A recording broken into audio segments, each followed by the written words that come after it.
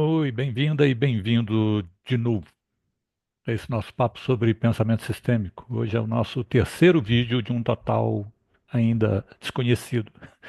E hoje o nosso papo será sobre emergência. Antes, só um breve comentário. A repercussão dos vídeos tem sido bem legal, o que nos motiva a seguir. De negativo, negativo mesmo, eu só recebi o feedback da patroa, tá ali em cima, que ela falou: como assim 13 minutos é muita coisa? Quem que aguenta ficar te escutando por mais de 10 minutos? Então, eu vou tentar me policiar e fazer um vídeo um pouquinho mais curto nessas sequências. É, outra coisa de negativa que eu reparei tarde demais nos dois primeiros vídeos, é que eu não podia me movimentar direito aqui na mesa, que a câmera dava uma tremida. Não sei se você percebeu, tomara que não, mas se percebeu, isso está corrigido, eu acho, agora. Tá? Mas vamos lá. Emergência. Eu acho que eu adiantei brevemente no vídeo anterior, né? O Patrick Hoverstad é quem chama a atenção de uma forma bem objetiva, falando de todas as feições de um sistema, das faces de um sistema, talvez seja a mais maltratada em nossos métodos e ferramentas. A emergência, tem gente que fala, nossa, é um mistério. Agora há pouco mesmo, eu estava lendo uma entrada no LinkedIn de um pessoal lá de fora que fala sobre pensamento sistêmico e tem uma pegada assim no mínimo um pouquinho estranha sobre o entendimento do que seria uma emergência. É, em termos visuais, gráficos, eu selecionei este ícone aqui para a gente falar de emergência. Qualquer dia eu solto que o Diego me falou desse ícone, né, Diego? Aliás, olha aqui que brinquedinho legal. Isso aqui é um dos protótipos que eu desenhei para a oficina de sistemas, mas sobre isso a gente vai começar outro dia.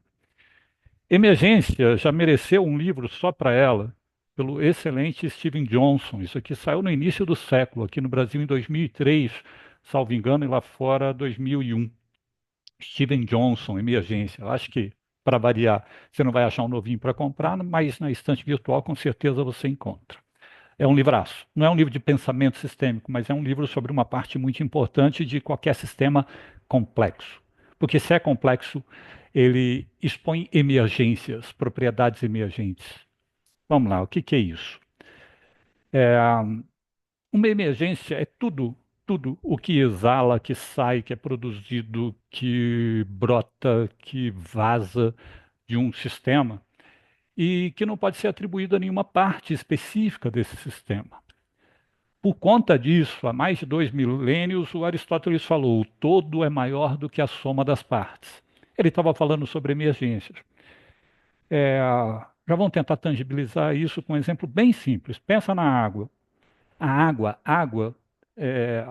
as suas propriedades não podem ser atribuídas nem ao oxigênio nem ao hidrogênio. E daí esse papo de que o todo é maior do que a soma das partes.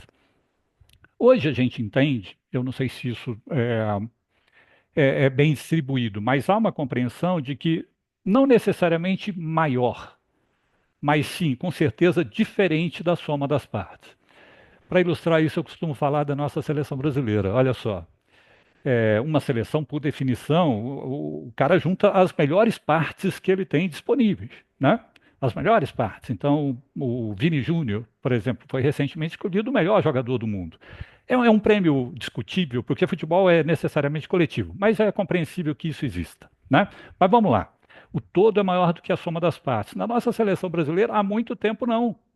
Há muito tempo o todo consegue ser menor do que a soma das partes. Parece que essa turma, Vini Júnior, inclusive, joga menos na nossa seleção do que ele joga no clube dele. A seleção é um sistema? Sim, meu caro. A gente está falando sobre abordagem sistêmica. E a sua definição mais clara é essa. A gente enxerga tudo como sendo ou um sistema ou uma parte de um sistema, que facilita esse tipo de julgamento. Mas vamos lá. Emergência. Uma vez definida, olha só, tudo o que brota, que sai, que vaza de um sistema. Isso significa que se eu estou desenhando um sistema, o que eu desenho, eu busco algumas emergências. Né? Existe um propósito ali e eu estou desenhando um sistema para obter determinada propriedade. Vamos lá, de novo, um exemplo. Um engenheiro desenhando um carro, ok? Ele está lá desenhando um carro. Ele recebeu de alguém um requisito falando, putz, esse carro tem que conseguir performar, precisa conseguir fazer 300 quilômetros por hora. Essa velocidade é uma propriedade emergente. Repara que ela não pode ser atribuída a nenhuma parte específica desse carro que está sendo desenhado, mas aquele todo precisa exibir essa propriedade. Legal, né?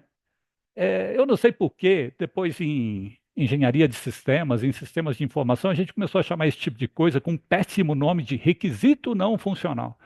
Para e pensa um pouquinho. Praticamente todos, ou boa parte do que a gente trata como requisitos não funcionais, são propriedades emergentes que a gente busca como resultado de um sistema bem desenhado.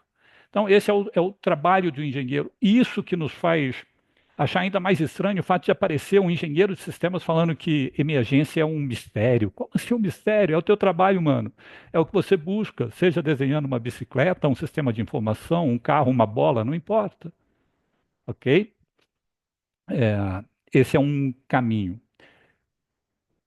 Em vários sistemas, além daquilo que a gente buscava com intenção, nós temos várias emergências que não foram projetadas, essas sim são às vezes alguma surpresa e que são indesejáveis. Pense na poluição. Pense na poluição, seja uma poluição sonora, a sujeira mesmo. Essa é uma emergência, algo que brota de um sistema, mas ninguém fez aquilo por querer, né? A gente quer crer que não. E é muito interessante isso, porque lá no mundo da economia, por exemplo, é o tipo de coisa que eles chamam de externalidades, né? É um bom jeito de falar, olha, o sistema gerou aquilo ali, mas não nos interessa. Hoje a gente está aprendendo que essas externalidades precisam ser computadas sim nos nossos sistemas, contabilizadas no nosso sistema e cobradas. Não é por acaso que esses dias a gente pegou a Volkswagen mexendo em algumas pecinhas para que essa emergência, a poluição gerada por um de seus veículos, não fosse percebida. É papo sério quando a gente fala sobre emergência. Então existe esse caminho, né, do tipo a emergência é uma propriedade, é um atributo, é uma qualidade que você busca no sistema que você está desenhando. Muitos de nós trabalham no sentido oposto. Dado um problema, dada uma emergência, uma oportunidade, a gente vai da emergência para o sistema ou para os sistemas. O que está gerando aquilo? E assim a gente trabalharia tentando resolver um problema. São só esses dois caminhos? Não, de forma alguma. É lógico que esse papo é muito mais longo, mas nesses vídeos aqui, o que foi prometido é, pelo menos, te apresentar esse conceito de uma forma breve. Torço para que a didática, a emergência didática esteja funcionando. Você vai me dizer se não. Se for o caso, a gente grava tudo de novo. Mas, para encerrar o papo de hoje, eu só queria chamar a atenção para outra coisa. Olha que joia pensar assim. Um dia, a física, a disciplina física, atingiu um ponto, ela atingiu coisinhas que ela não conseguia explicar. Naquele momento, a gente inventou química. E aí a química evoluiu legal, tal, mas atingiu uma coisa estranhíssima. Ela atingiu uma emergência chamada vida. E aí ela não dava mais conta. E aí a gente teve que inventar biologia. Aí está lá a biologia estudando vida e blá, blá, blá, quando um dia se depara lá com um cara cheio de noias e de pensamentos e tal, a gente teve que inventar psicologia. Você já me entendeu. As emergências, normalmente, a gente trata num nível superior, elas aparecem ali.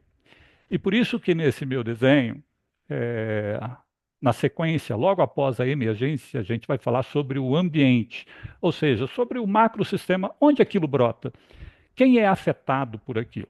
Esse é o papo do nosso próximo vídeo. Até lá.